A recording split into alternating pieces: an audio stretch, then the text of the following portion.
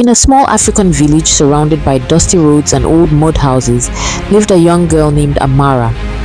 Amara was beautiful, not because she wore expensive clothes or jewelry, but because she had a kind heart and a peaceful smile. Every morning before the sun came out, Amara would wake up quietly while the whole village was still sleeping. She would light a charcoal fire outside their small mud house and begin roasting plantains to sell in the market. Her life was not easy. After losing both parents at a young age, Amara became responsible for her younger brother Toby and little sister Ada. Even though she was still young herself, she became both mother and father to them. Every day she struggled to feed them, buy school books, and pay their school fees. Sometimes she would go to bed hungry, just so her siblings could eat, but she never complained. One morning, while preparing the plantains, little Ada walked outside, rubbing her eyes. "Sister, did you eat anything?" Amara smiled softly. "Yes, my dear, I already ate." But the truth was, she had not eaten since the previous day. She only wanted her siblings to be happy. After preparing the roasted plantains, Amara carefully placed them inside a tray and carried them on her head. Then she began walking through the village under the hot morning sun. "Hot plantain, fresh plantain," she shouted gently. Some people bought from her, others ignored her completely. As she walked through the market, a group of village girls noticed her. The girls were wearing beautiful dresses, shiny sandals, and expensive makeup. They looked at Amara and started laughing. "Look at her," one girl said. "She carries plantain every single day like an old village woman." Another girl laughed loudly. "No man will ever marry her looking like this." The girls continued laughing, but Amara said nothing. She only lowered her eyes and kept walking.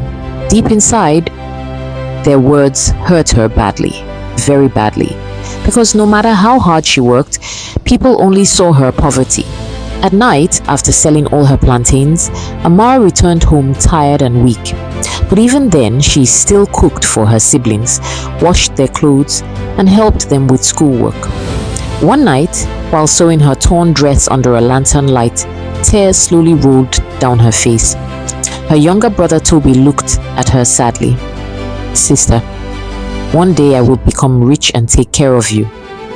Amara smiled through her tears. "No, my brother, just study hard. That is enough for me." Days turned into weeks. Weeks turned into months. Still, Amara continued suffering silently. One afternoon, the village announced a big celebration. Everybody became excited. Women bought new wrappers. Girls braided beautiful hairstyles. Music filled the village. But Amara had no money for new clothes. On the day of the celebration, she wore her old faded dress and simple slippers. As she entered the celebration ground, the same village girls looked at her and laughed again. "See her clothes. She came looking like this. She's beautiful, but poverty has destroyed her life." The words pierced Amara's heart like a knife. She tried to stay strong, but this time, the pain was too much. Quietly, she left the celebration and walked away alone. She sat under a large tree near the road and began crying silently. An old woman from the village, Mama Chika, saw her. The old woman slowly sat beside her. "My daughter, why are you crying?" Amara wiped her tears. "I am tired, Mama. I work every day, but my life never changes." Mama Chika looked at her kindly. "Listen to me carefully, Amara. Never be ashamed of hard work. God sees your heart. One day, your tears will become joy." Those words stayed in Amara's heart. The next morning before sunrise, Amara went to the stream to fetch water. The road was quiet. Birds sang softly in the trees while cool morning wind touched her face.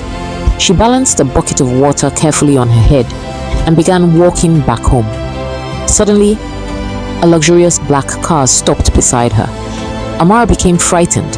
Slowly, the car door opened. A tall, handsome young man stepped out. He looked rich, confident, and well-dressed. Amara quickly lowered her eyes. The man smiled gently. "Please, don't be afraid. My name is David. Amara remained silent. David looked at her carefully. I have seen you many times in this village. I saw how you work hard every day for your younger ones. Amara looked surprised. You know me? David nodded. Yes, I also saw how people laugh at you. But they do not understand your value. Amara's eyes slowly filled with tears. Nobody had ever spoken kindly to her like that before. David smiled warmly. A good woman is difficult to find. And beauty is not only about clothes. For many days, I have admired your strength. Amara could not believe what she was hearing. For the first time in many years, someone saw her worth. Days later, David returned to visit Amara again. This time, he brought food, school supplies, and gifts for her younger siblings. Little Ada jumped happily. Toby smiled widely. Their lives slowly began changing. David helped Toby and Ada return fully to school. He also helped Amara start her own small plantain business shop in the village. Months passed. The same people who once mocked Amara now stared at her in surprise. The village girls who laughed at her could not believe their eyes. Amara no longer walked around under the hot sun selling plantains on her head. Now, she owned a successful shop. One evening, as the sun set beautifully across the village, Amara stood outside her shop smiling peacefully. David stood beside her. Her siblings laughed happily nearby in their school uniforms. Amara looked up at the sky with grateful eyes. All the pain, all the tears, all the suffering finally became a story of victory. And from that day forward, the village learned something important. Never laugh at people during their difficult moments, because life can change when nobody expects it. And sometimes, the person people ignore today may become the person everyone admires tomorrow. The end.